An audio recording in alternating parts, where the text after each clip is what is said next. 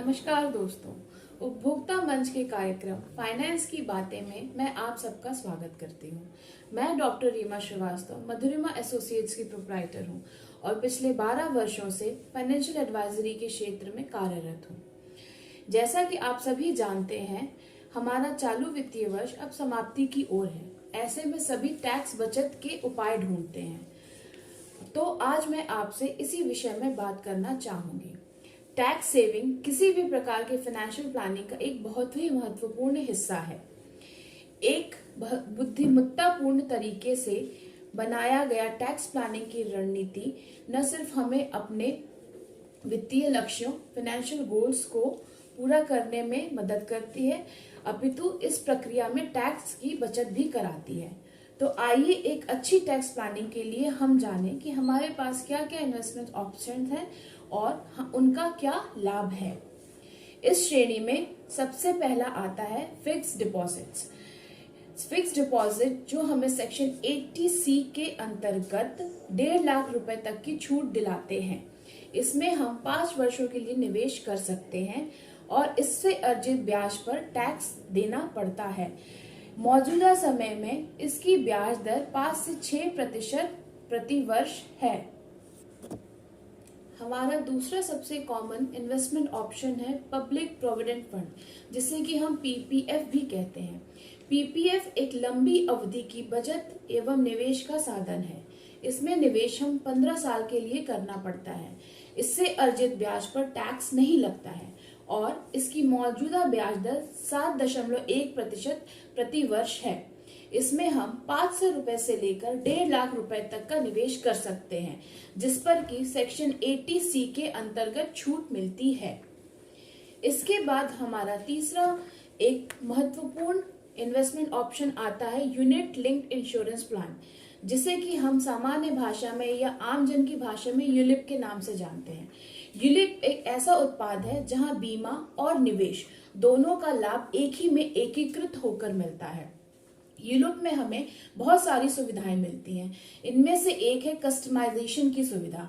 इसका मतलब यह है कि हम अपने वित्तीय लक्ष्यों या फाइनेंशियल गोल्स को पूरा करने के लिए विभिन्न तरह के फंड्स को एक दूसरे के बीच में स्विच कर सकते हैं।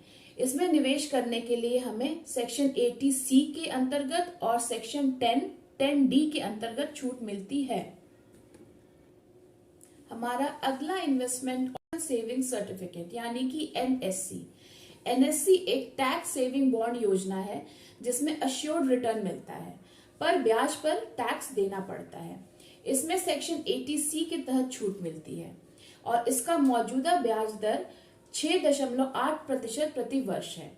एनएससी में कोई भी निवेशक निवेश स्वयं के नाम पर तथा पत्नी या पति के नाम पर एवं बच्चों के नाम पर कर सकता है।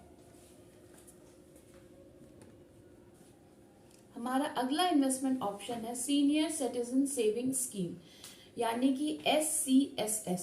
यह प्लान केवल वरिष्ठ नागरिकों के लिए यानी कि जो नागरिक 60 वर्षों के ऊपर हैं के लिए है।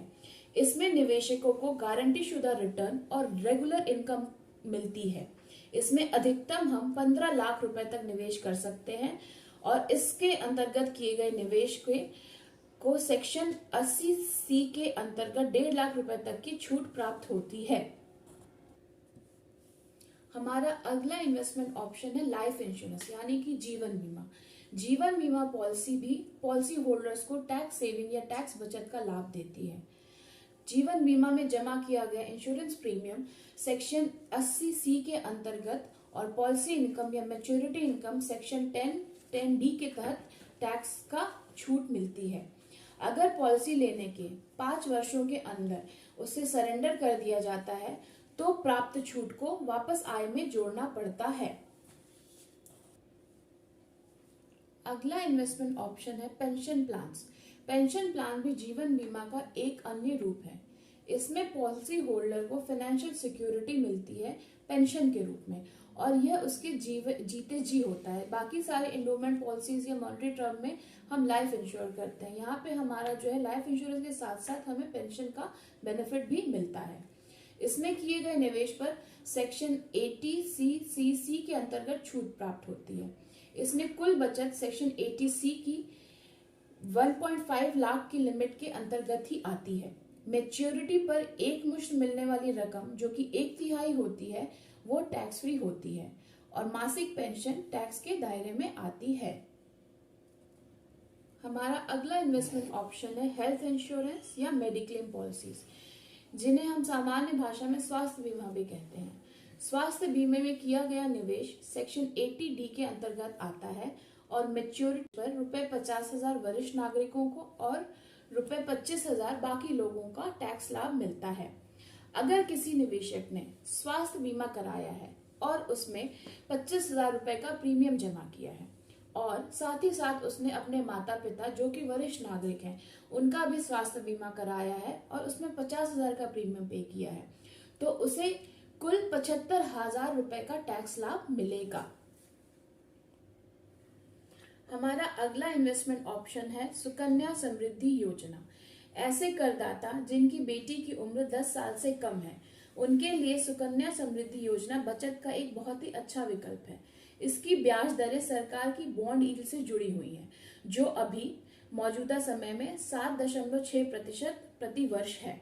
इसमें अर्जित ब्याज पर टैक्स में छूट मिलती है और सालाना निवेश की सीमा 1.5 लाख रुपए है। माता पिता केवल 2 बेटियों का ही खाता खुलवा सकते हैं और यह खाता किसी भी पोस्ट ऑफिस में खोला जा सकता है, लेकिन दोनों खातों में निवेश सालाना 1.5 लाख रुपए से ज्यादा नहीं होना चाहिए।